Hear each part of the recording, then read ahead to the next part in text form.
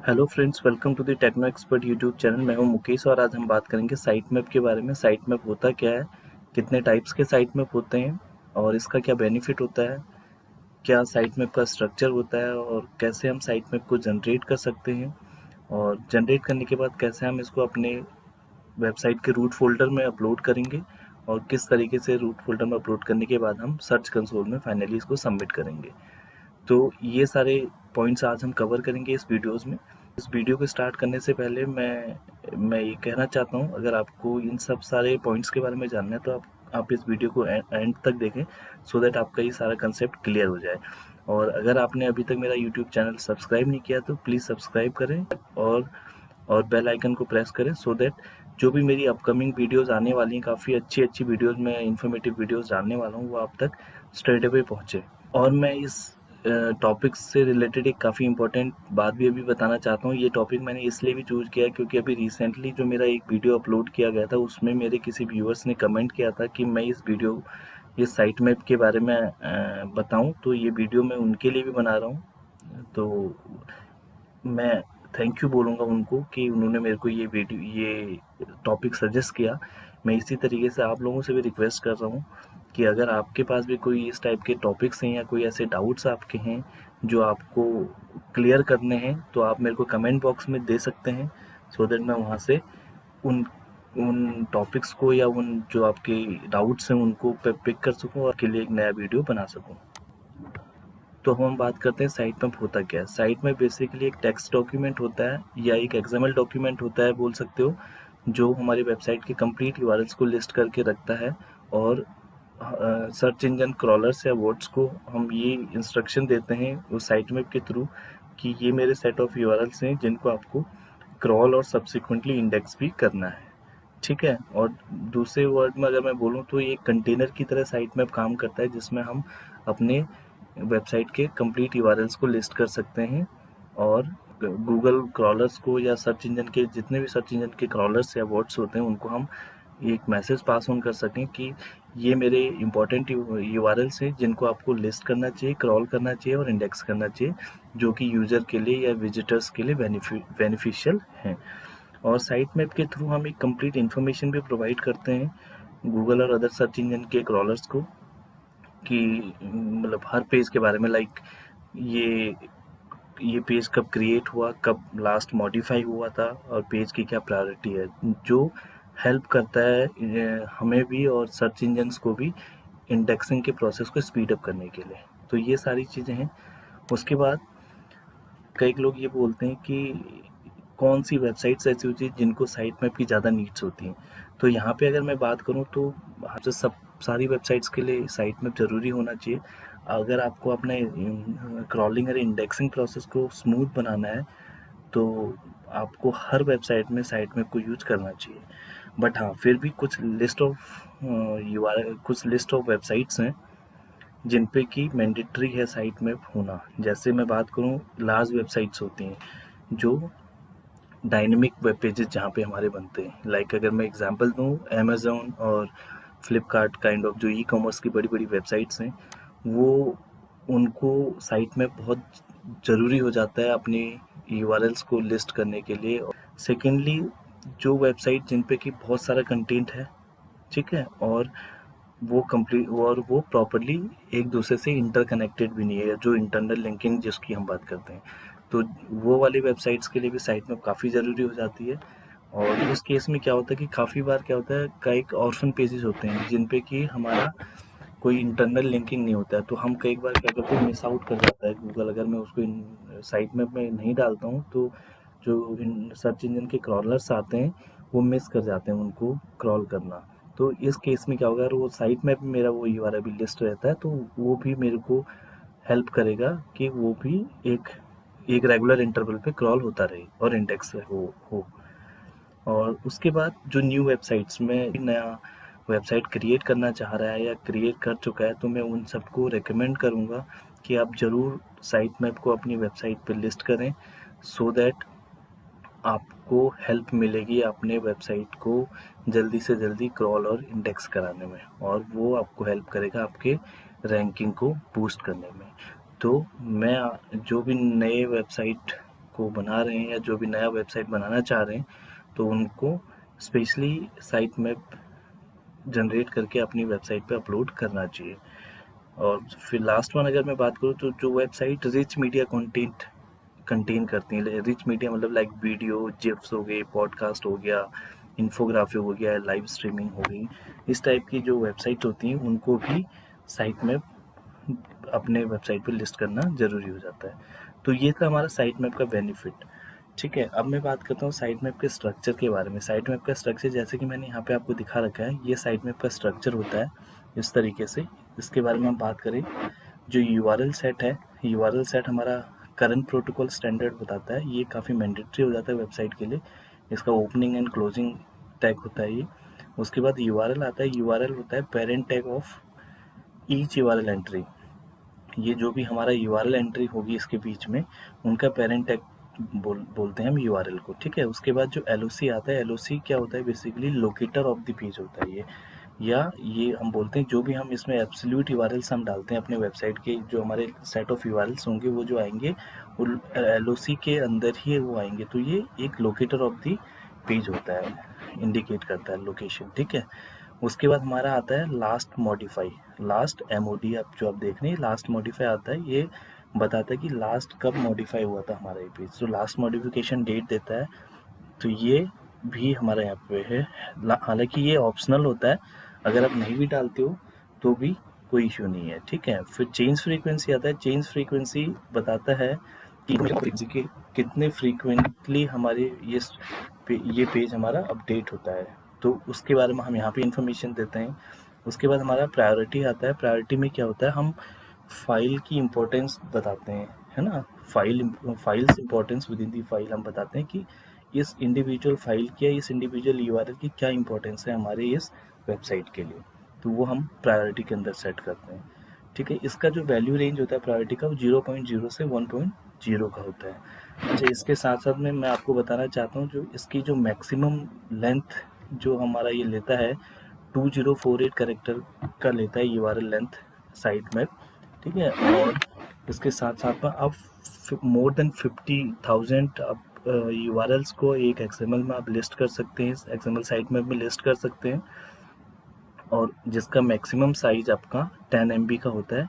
अगर 10 MB से ज़्यादा आपका वेबसाइट साइट मैप अगर एक्सीड करता है तो you have to break it into several smaller site maps. ठीक है, तो 10 MB तक तो अब चलेगा, बट अगर 10 MB से एक्सीड करता है तो आपको नई डिफरेंट साइट मैप्स को क्रिएट करना पड़ेगा।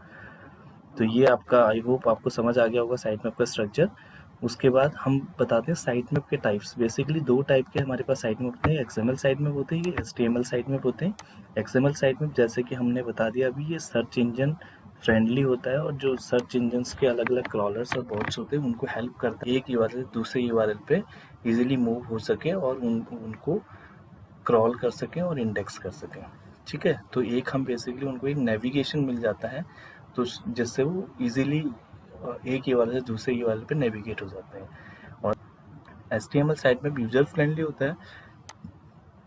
इसमें क्या होता है कि अगर मैं एक एग्जांपल आपको दूं, लाइक हमारी कोई बुक्स होती है, बुक्स के स्टार्टिंग में हमारा जो इंडेक्स होता है, उसी तरीके से कई बार हमें क्या होता है कि हम इंडेक्स की हेल्प की वजह से उस पर्टिकुलर चैप्टर पे हम लोग लैंड करते हैं। तो वही यहाँ पे करता है, कई बार ऐसा होता है यूज़र को समझ नहीं आता कहाँ से कैसे मैं नेविगेट करूँ वेबसाइट में, तो वो सिंपली हमारे साइट मैप के थ्रू वहाँ पे हमारे जो जितने भी यूआरएल्स वहाँ पे लिस्ट हैं उसके थ्रू वो इजीली नेविगेट कर सकता है from one page to another. हमारा एचटीएमएल साइट मैप काम करता है। अब हम बात करते हैं कैसे हम अपने साइट मैप को जनरेट करते हैं और उसके बाद हमारे रूट फोल्डर में कैसे उसको अपलोड करते हैं। तो सबसे पहले हम जानेंगे कैसे हम साइट मैप को जनरेट कर सकते हैं। तो सबसे पहले आपको कोई भी एक ब्राउज़र ओपन करना है। ब्राउज़र ओपन करने के बाद आपको एक यूआरएल आपको टाइप करना है xml-sitemaps.com। ये इसका मैं यूआरएल अपने डिस्क्रिप्शन बॉक्स में भी दे दूंगा।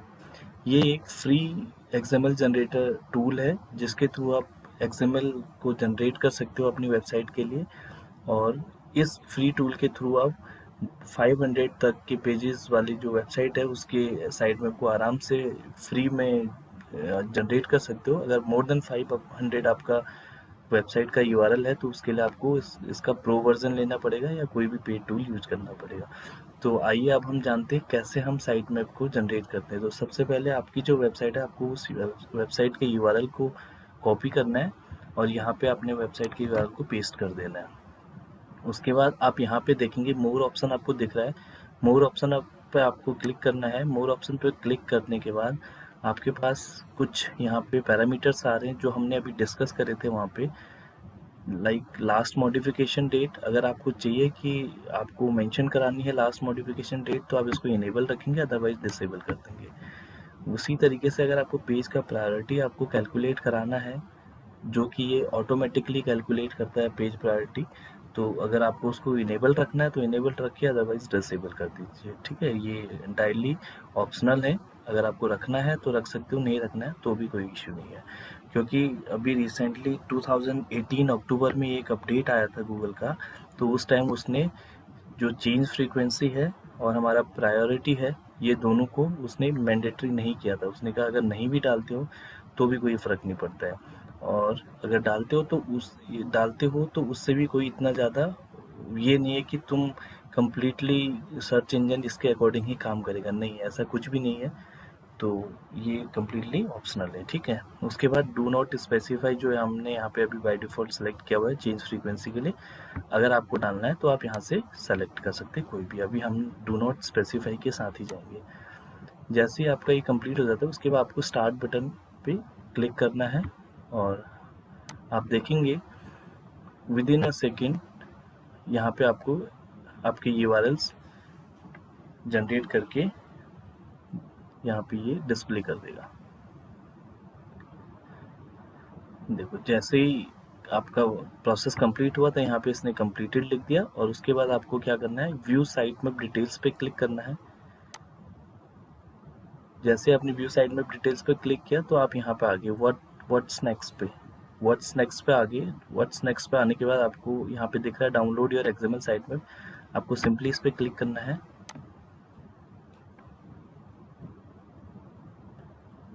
और आप देखेंगे कि यहाँ पे साइट मैप हमारा डाउनलोड हो रहा है। जैसे ये साइट मैप हमारी डाउनलोड हुई, अब हमारा नेक्स्ट जो स्टेप आता है वो आता है कि हम इसको कैसे अपनी वेबसाइट के रूट फोल्डर में अपलोड करें। तो उसके लिए मेरे पास एक वेबसाइट है, मैं आपको बता देता हूँ कैसे हम cPanel के थ्रू हम अपने वेबसाइट के रूट फोल्डर पे इस साइट मैप को हम अपलोड कर सकते हैं। तो जैसे आप देख रहे हैं यहाँ पे मैंने एक वेबसाइट खोली है। इस वेबसाइट आपको cPanel कैसे ओपन करना है, इस वेबसाइट जैसे आप पहले अपने डोमेन को टाइप करिए, डोमेन के बाद स्लैश लगा के cPanel, आपको सिंपली cPanel लिखना है। cPanel लिखने के बाद आपको एंटर कर देना है।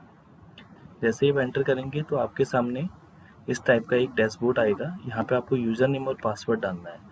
जो भी आपका cPanel का यूज़र नेम और पासवर्ड है वो आप डालेंगे। जैसे ही आप यहाँ पे यूज़र नेम और पासवर्ड डालते हैं तो आप इस इंटरफेस के साथ ये ओपन होगा। यहाँ पर आप देखेंगे, तो जैसे ही आप यहाँ इस इंटरफेस पर आते हैं तो उसके बाद आपको फाइल मैनेजर पे क्लिक करना है। फाइल मैनेजर जो यहाँ आप देख रहे हैं, ये फाइल मैनेजर पर आपको क्लिक करना है।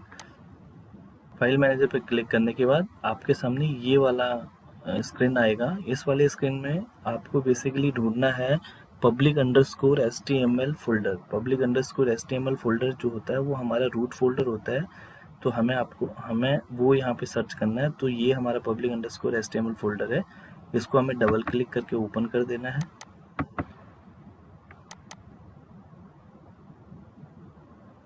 ठीक है, अब आपको क्या करना है, यहाँ पे आपको अपलोड का ऑप्शन दिख रहा है, अपलोड के ऑप्शन पे आपको क्लिक करना है।